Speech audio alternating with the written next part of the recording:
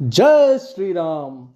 सभी को बहुत बहुत बधाई, क्योंकि भारत ने 17 साल बाद T20 विश्व कप का खिताब अपने नाम किया। जी हाँ दोस्तों, बारबाडोस में खेले गए वर्ल्ड कप 2024 के फाइनल में भारत ने साउथ अफ्रीका को 7 रनों से हराकर T20 विश्व कप का खिताब अपने नाम किया। और इसके साथ ही भारत ने 11 सालों का जो आईसीसी ट्रॉफीज़ का सूखा बना हुआ था हमारे पास, उसे ख़त्म कर दिया है। क्या मैच हुआ, व्हाट अ मैच। बहुत सारे इमोशंस, बहुत सारा ड्रामा, लेकिन आखिर में जीत हुई भारत की। और बहुत बड़ी बात, बहुत ही शानदार, बहुत ज़बरदस्त कप्तानी रही इस जीत में रोहित शर्मा की, जिन्होंने इस पूरे टूर्नामेंट में एक लीडर की तरह परफॉर्म किया। उन्होंने अपने हर एक खिलाड़ी को बैक किया, चाहे वो विराट कोहली की खराब परफॉर्मेंस हो पूरे टूर्नामेंट में, चाहे शिवम दुबे का पूरे टूर्नामेंट में क्लिक ना करना हो, चाहे रविंद्र जडेजा का पूरे टूर्नामेंट में अच्छा परफॉर्म ना कर पाना हो, पर उन्होंने अपने हर एक खिलाड़ी को बैक किया और साबित किया उन्होंने कि सही मायनों में वो एक सच्चे लीडर हैं। और उन्होंने ही भारत को इस विश्व कप जीत की आधारशिला रखने में बहुत बड़ा योगदान किया। चलिए बात करते हैं इस मैच की।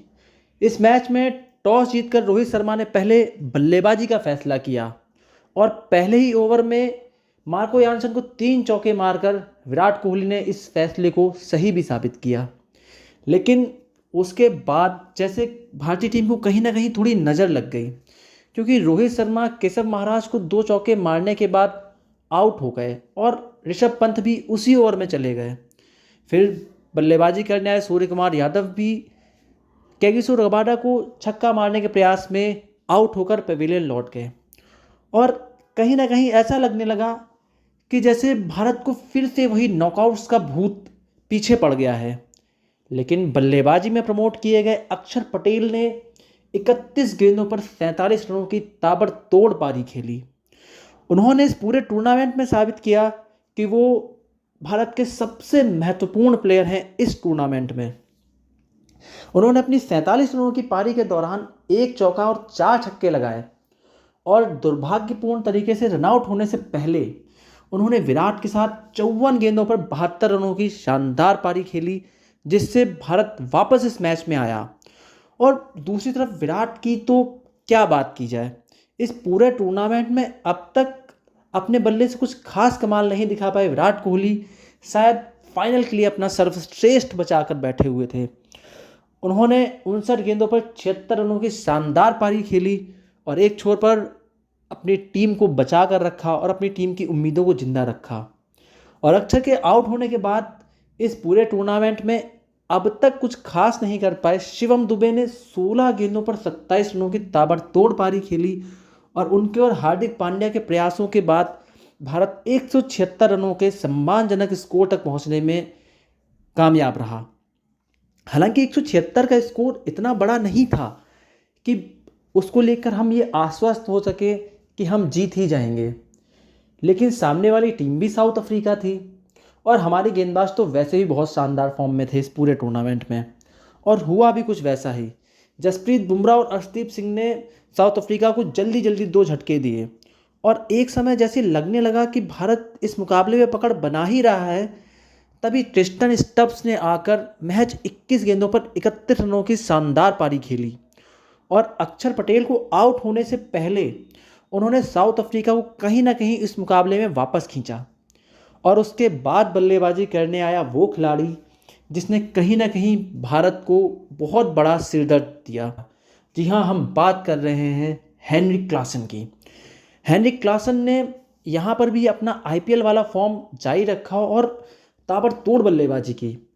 एक छोर पर जहाँ क्विंटन डिकॉक आउट हो गए, लेकिन दूसरे छोर पर हेनरिक क्लासन ने ज़बरदस्त बल्लेबाजी की।